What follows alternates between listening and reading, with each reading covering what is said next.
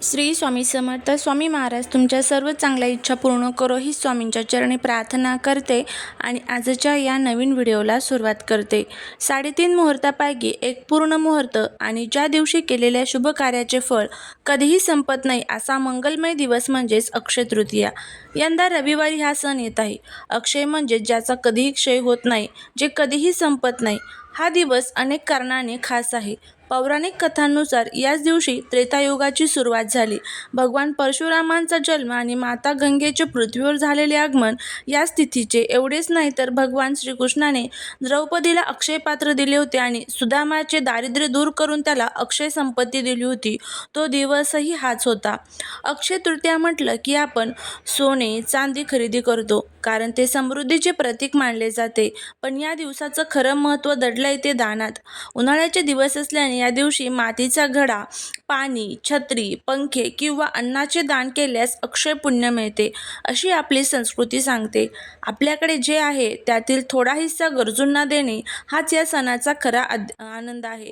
यंदा ही तिथी रविवारी आली आहे. रविवार हा सूर्यदेवाचा वार, त्यामुळे आपल्या आयुष्यातील अंधार दूर होऊन प्रगतीचा सूर्य कायम तेजस्वी राहावा अशी प्रार्थना करण्याची उत्तम संधी आहे.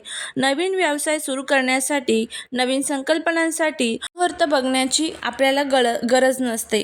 तर अशा पद्धतीने अक्षय तृतीयेचं आपण जे महत्त्व आहे तर ते बघितलेलं आहे. तर या अक्षय तृतीयेच्या दिवशी एक अतिशय प्रभावी असा आपल्याला हा उपाय करायचा आहे. हा उपाय जर आपण केला तर आपल्या घरात चहूबाजूने पैसा येईल, दारिद्र्य संपेल, घरामध्ये सुख, शांती, समृद्धी नांदेल, अखंड लक्ष्मी प्राप्ती होईल, नकारात्मक शक्ती ज्या आहेत त्या नष्ट होतील, घराची, पतीची, मुलांची भरभरून प्रगती होईल. तर असा हा प्रभावी उपाय कसा करायचा, कोणत्या वेळेत करायचा, याबद्दलची संपूर्ण माहिती आज या व्हिडिओमध्ये मी तुमच्यासोबत शेअर करणार आहे. त्यामुळे व्हिडिओ हा स्किप न करता शेवटपर्यंत पहा. जर तुम्ही या चॅनलवरती नवीन असाल तर चॅनलला सबस्क्राईब करा आणि असेच माहितीपूर्ण नवनवीन व्हिडिओ पाहण्यासाठी बेल आयकॉनलाही प्रेस करा, म्हणजे जेव्हा कधी मी नवीन व्हिडिओ अपलोड करेल त्याचं नोटिफिकेशन सर्वात अगोदर तुम्हाला भेटेल आणि तुम्ही एक पण व्हिडिओ मिस करणार नाही.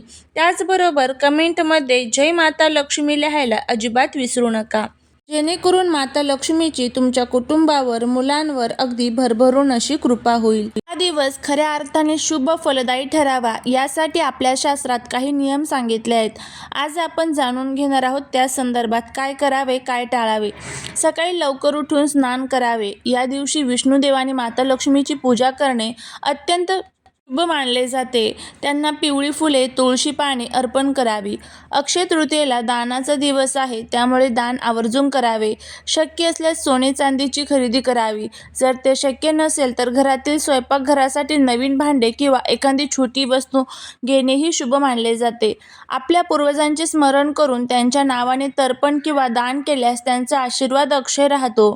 नवीन व्यवसाय, नवीन नोकरी किंवा कोणत्याही चांगल्या कामाची सुरुवात करण्यासाठी हा दिवस सर्वोत्तम मानला जातो.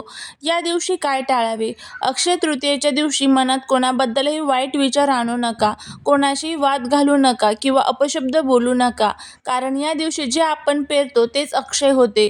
या दिवशी मांसाहार किंवा मद्यपान करणे टाळावे. सात्विक आहार घेण्यास मन शांत ठेवावे. या दिवशी कोणाकडूनही कर्ज घेऊ नका. कर्ज मानले जाते की अक्षय तृतीयेला घेतलेले कर्ज लवकर फिटत नाही आणि आर्थिक ताण वाढू शकतो. हा दिवस लक्ष्मीच्या आगमनाचा असतो, त्यामुळे संध्याकाळच्या वेळी घर पूर्णपणे अंधारात ठेवू नका. उंबरठ्यावर दिवा लावा आणि घर स्वच्छ ठेवा. जुगार खेळणे किंवा कोणाची फसवणूक करणे यासारख्या गोष्टींपासून दूर राहा, अन्यथा त्याचे वाईट फळही अक्षय मिळू शकते. अक्षय तृतीया हा केवळ सोने खरेदीचा सण नसून तो पुण्य कमावण्याचा दिवस आहे. तुमची भक्ती, तुमचे दान तुमच्या आयुष्यात सुख समृद्धी घेऊन येत असते. त्यामुळे ह्या सर्व गोष्टी आपल्याला पाळायच्या आहेत, काही टाळायच्या आहेत. आणि त्याचबरोबर या दिवशी काही उपाय केल्याने शास्त्रानुसार केवळ आर्थिकच नाही तर मानसिक आणि आध्यात्मिक फायदेही मिळतात. या उपायामुळे महालक्ष्मी आणि विष्णूमुळे आपल्याला धनप्राप्ती होत असते. त्याचबरोबर पितृदोषापासून मुक्ती मिळत असते. सातू किंवा धान्य दान केल्यामुळे आपल्याला सुवर्ण दान केल्याचं पुण्य मिळत असतं. त्याचबरोबर भगवान विष्णू आपल्यावरती प्रसन्न होतात, कर्जमुक्ती होत असते. थोडक्यात तर काय, आर्थिक स्थैर्य, पुण्यप्राप्ती, नकारात्मकतेचा दोषांचा नाश आणि सौभाग्य वृद्धी होत असते. त्यामुळे हे प्रभावी उपाय या दिवशी करणं खूप गरजेचं असतं. त्यामुळे बघा, लोक म्हणतात की या दिवशी सोनं खरेदी करा, पण मी म्हणेन या दिवशी तुम्ही उपाशी राहिलात तरी चालेल, पण एका विशिष्ट झाडाचं मूळ आपल्या घरात आणायला विसरू नका. हे एक मूळ तुमच्या घराच्या चहूबाजूने पैसा खेचून आणेल आणि जन्मोजन्मीचं दारिद्र्य मुळापासून उपटून टाकेल. तुम्ही विचार करत असाल की केवळ एका मुळे एवढा फरक कसा पडेल? तर शास्त्रानुसार अक्षय तृतीयेला ब्रह्मांडातून सकारात्मक ऊर्जा प्रचंड प्रमाणात प्रवाहित होत असते. काही वनस्पती अशा असतात ज्या या ऊर्जेला साठवून ठेवतात. या झाडाच्या मुळामध्ये माता लक्ष्मीचा वास मानला जातो. हे मूळ घरात ठेवल्याने घरातील वास्तुदोष आणि नकारात्मक ऊर्जा नष्ट होते. ज्या घरात हे मूळ असते तिथे धनाची देवता कुबेराची कृपा कायम राहते. जर तुमचे पैसे कुठे अडकलेले असतील किंवा व्यवसायात सतत नुकसान होत असेल तर हे मूळ एक चुंबक म्हणून काम करतं आणि तुमची आर्थिक भरभराट सुरू होते. आता जाणून घेऊया त्या झाडाचं नाव काय आहे. आणि ते झाड दुसरं तिसरं कोणी नसून ते श्वेतार्क म्हणजेच पांढरी रुई आहे. अक्षय तृतीयेच्या दिवशी सकाळी स्नान करून पूर्ण श्रद्धेने पांढऱ्या रुईच्या झाडाजवळ जा. तिला प्रार्थना करा आणि त्या झाडाच्या मुळाचा एक छोटासा तुकडा सन्मानाने कापून घरी आणा. हे मूळ गंगाजलाने स्वच्छ धुवा. त्याला हळद, कुंकू आणि अक्षता अर्पण करा. त्यानंतर एका लाल कपड्यात बांधून ते तुमच्या तिजोरीत किंवा जिथे तुम्ही पैसे ठेवता तिथे ठेवून द्या. हा छोटासा बदल तुमच्या आयुष्यात पैशांचा पाऊस पाडेल. श्रद्धा आणि विश्वास ठेवून जर तुम्ही अक्षय तृतीयेला हा उपाय नक्की करून पहा, तुमचं नशीब उजळल्याशिवाय राहणार नाही. त्याचबरोबर बघा, या दिवशी हा उपाय करत असताना काही महत्त्वाच्या चुका ज्या आहेत तर त्या आपल्याला टाळायच्या आहेत. मुळाचा छोटासा तुकडा घेऊन या, जेणेकरून झाडाला इजा होणार नाही. कोणतेही उपाय करताना तुमची श्रद्धा आणि कष्ट करण्याची तयारी असणे अत्यंत आवश्यक आहे. हा उपाय अक्षय तृतीयेच्या दिवशी सूर्योदयापासून ते सूर्यास्तापर्यंत तुम्ही कधीही केला तरीही चालू शकतं. घरातील महिला असेल, पुरुष असेल, त्यांनी हा उपाय केला तरी देखील चालू शकतं. फक्त एक गोष्ट लक्षात ठेवायची, ज्या वेळेस तुम्ही हा उपाय घरामध्ये करणार आहात त्यावेळेस घरामध्ये नकारात्मकता अजिबात नको किंवा सुतक पिरियडसुद्धा आपल्याला नको आहेत घरामध्ये. जर सुतक पिरियड्स असेल तर तुम्हाला हा उपाय करता येणार नाही. आपल्या घरामध्ये देवघरासमोरच बसून आपल्याला हा उपाय जो आहे तर तो करायचा आहे.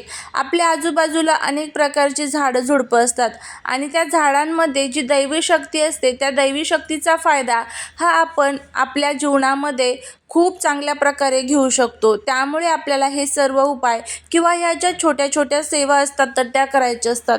तर उद्या घरामध्ये काही सेवा प्रामुख्याने करा. त्यामध्ये कनकधारा स्तोत्रम, लक्ष्मी गायत्री मंत्र, विष्णू गायत्री मंत्र, नवार्णव मंत्र ह्या सर्व स्तोत्रांचं आणि मंत्रांचं पठण करा. त्याचबरोबर श्रीसूक्तमचं पठण करा, कुंकुमार्चन करा. या छोट्या छोट्या सेवा आहेत ज्या तुम्ही केल्या तर नक्कीच याचा खूप चांगला फायदा हा तुम्हाला बघायला मिळेल. करून बघा, तुम्हाला याचा खूप चांगला फायदा होईल. जर व्हिडिओ आवडला तर कमेंटमध्ये जय माता लक्ष्मी लिहायला विसरू नका. भेटूया पुढच्या एका छानशा नवीन व्हिडिओत एका नवीन माहितीसोबत. तोपर्यंत सर्वांना श्री स्वामी समर्थ.